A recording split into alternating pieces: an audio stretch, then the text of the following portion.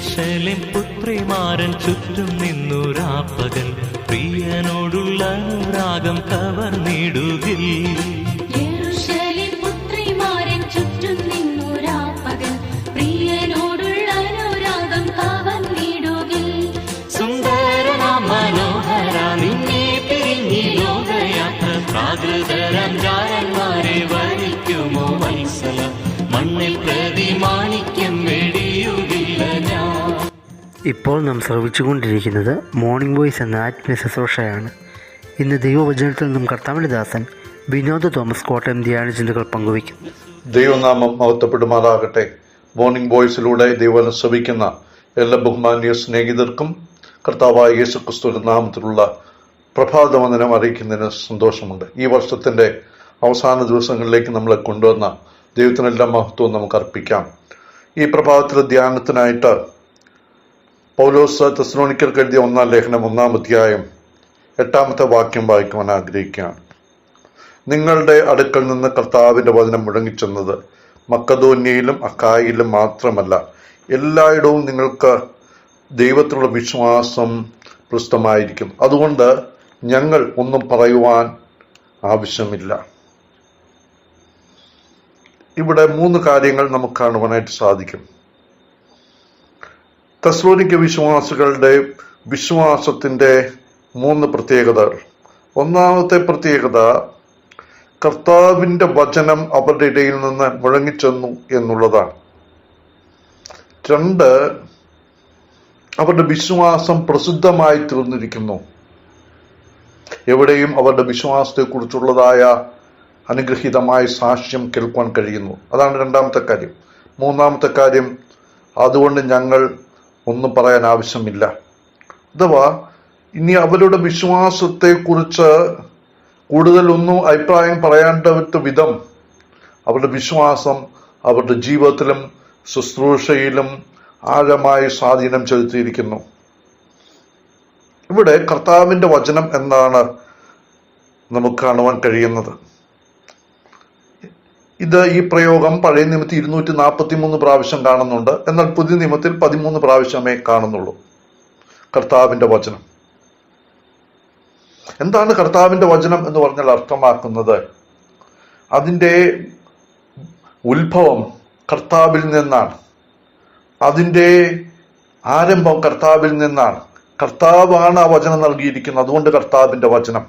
2, ഈ വചനത്തിന്റെ കേന്ദ്ര വിഷയം കർത്താവാണ്, കർത്താവിനെ കുറിച്ചുള്ള വചനമാണ്, കർത്താവിലേക്ക് ആളുകളെ നയിക്കുന്ന വചനമാണ്, കർത്താവിലേക്ക് ആളുകളെ ചൂണ്ടിക്കാണിക്കുന്ന വചനമാണ്, കർത്താവിൽ നിന്ന് പ്രാപിച്ചതും കർത്താവിനെ കുറിച്ചുള്ളതുമായ വചനം. ഇതാണ് കർത്താവിന്റെ വചനം. 1-ാം നൂറ്റാണ്ടിലെ സഭ ദൈവമക്കൾ ഈ വചനമാണ് ഘോഷിച്ചത്. നമുക്കറിയാം ഇതെന്താണ് എന്നുള്ളത്. സുവിശേഷം ആണ് കർത്താവിനെ കുറിച്ചുള്ള വചനം, കർത്താവിന്റെ വചനം. ഈ വചനം തെസ്സലോനിക്കയിലെത്തി. നമുക്കറിയാം അപ്പോസ്തലനായ പൗലോസും തീമോത്തിയോസും ശീലാസും ചേർന്ന് ഈ വചനം തെസ്സലോനിക്കയിൽ എത്തിച്ചു. അവർ ആ വചനം വിശ്വസിച്ചു. അവരുടെ വചനം വിശ്വസിച്ചു എന്നുള്ളത് എങ്ങനെ മനസ്സിലായി? അവർ ആ വചനം മറ്റുള്ളവരുമായിട്ട് പങ്കുവെച്ചു. അവരുടെ ഹൃദയത്തിൽ നിന്നും ജീവിതത്തിൽ നിന്നും നാവിൽ നിന്നും ഈ വചനം മറ്റുള്ളവരിലേക്ക് പകരുവാൻ ഇടയായി തീർന്നു. സുവിശേഷം അറിയിക്കുക എന്നുള്ള വലിയ ദൗത്യം അവിടെ ഏറ്റെടുത്തു. അവര് ചുറ്റുപാടുകളിൽ സുവിശേഷം അറിയിക്കുന്നവരായിട്ട് തീർന്നു. യഥാർത്ഥ വിശ്വാസം സംസാരിക്കുന്ന വിശ്വാസമാണ്. നാം എബ്രായ ലേഖനം 11-ാം അധ്യായത്തിലേക്ക് വരുമ്പോൾ അവിടെ നോഹയെ കുറിച്ച് പറയുന്ന, നോഹ ദൈവത്തിന്റെ അരുളപ്പാട് വിശ്വസിച്ചു. എങ്ങനെയാണ് വെളിപ്പെടുന്നത്? അവൻ ഏകദേശം 1 നൂറ്റാണ്ടിലധികം ആ കാര്യം പ്രസംഗിച്ചു, ആ കാര്യം മറ്റുള്ളവരെ അറിയിച്ചു. ദൈവത്തിന്റെ അരുളപ്പാട് മറ്റുള്ളവരെ അറിയിച്ചു. തന്റെ പ്രസംഗത്തിലൂടെ നീതി പ്രസംഗിയായും നോഹ താൻ വിശ്വസിച്ച കാര്യം വെളിപ്പെടുത്തി. ഹാബേലിനെ കുറിച്ച് നാം വായിക്കുന്നു. ഹാബേൽ ദൈവത്തിന്റെ അരുളപ്പാട് അനുസരിച്ചു, ദൈവത്തിന്റെ വചനപ്രകാരം കാര്യം ചെയ്തു. മരിച്ചതിന് ശേഷം അവൻ സംസാരിച്ചുകൊണ്ടിരിക്കുകയാണ്.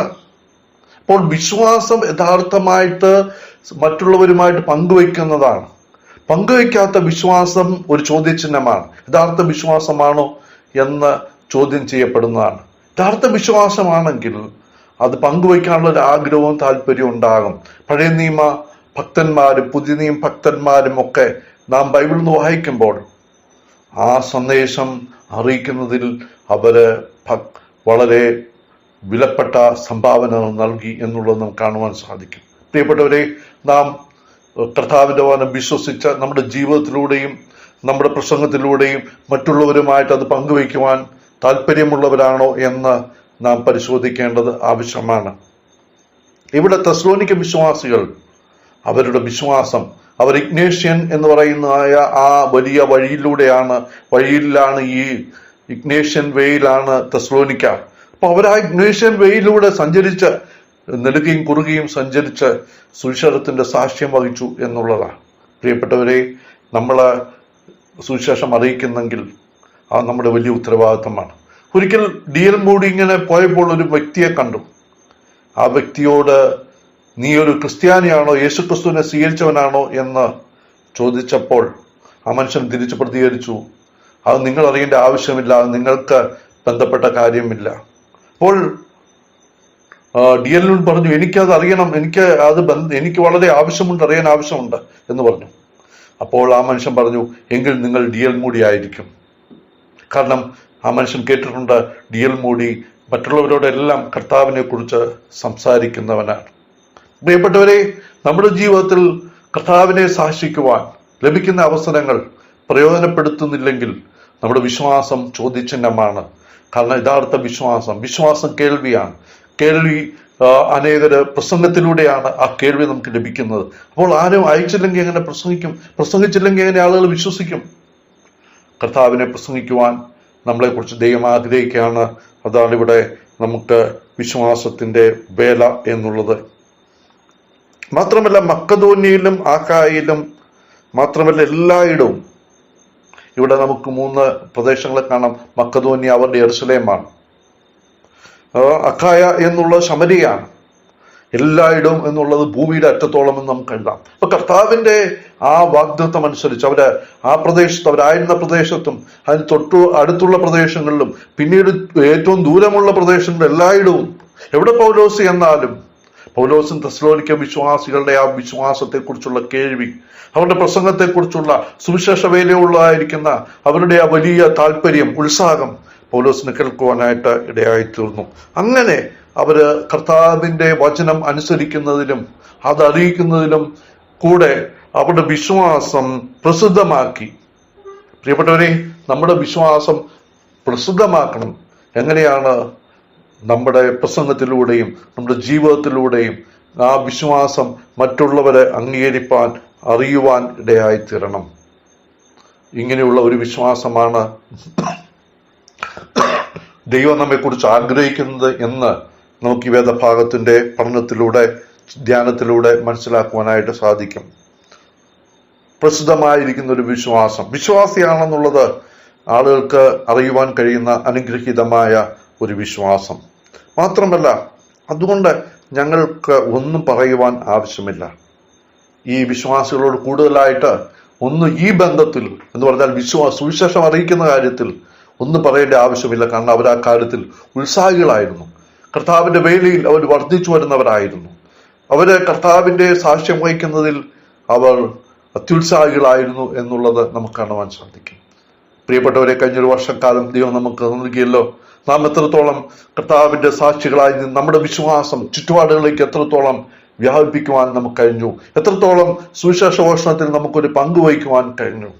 സുവിശേഷം അറിയിക്കുന്നില്ലെങ്കിൽ എനിക്ക് അയ്യോ കഷ്ടം എന്ന് പൗലോസ് പറയും നമുക്ക് കാണുവാൻ സാധിക്കും. വിവിധ മാധ്യമങ്ങളിലൂടെ വിവിധ മുഖാന്തരങ്ങളിലൂടെ കർത്താവിനെ അറിയിക്കുന്നതിൽ ഒരു പങ്കുവഹിക്കുവാൻ നമുക്ക് കഴിഞ്ഞിട്ടുണ്ടോ? ഇല്ല എങ്കിൽ നമ്മുടെ പരാജയം പറയുവാനും അടുത്ത വർഷം ദൈവം അനുവദിച്ച് നമുക്ക് തരുന്നെങ്കിൽ നമ്മുടെ ജീവിതത്തിൽ ഈ നല്ല കർത്താവിന്റെ സാക്ഷിയായി ജീവിക്കുവാനും നമ്മുടെ വിശ്വാസം നമ്മുടെ ജീവിതത്തിലൂടെയും നമ്മുടെ പ്രസംഗത്തിലൂടെയും വെളിപ്പെടുത്തിക്കൊണ്ട് നമ്മൾ യഥാർത്ഥ വിശ്വാസികളാണെന്ന് ദൈവത്തിന് മുമ്പാകുകയും ലോകത്തിന്റെ ജനത്തിന് മുമ്പാകുകയും വിശ്വാസികളുടെ മുമ്പാകുകയും വെളിപ്പെടുത്തിക്കൊണ്ട് ജീവിക്കുവാൻ ദൈവത്തിന്റെ ആത്മാവ് നമ്മെ സഹായിക്കുമാറാകട്ടെ.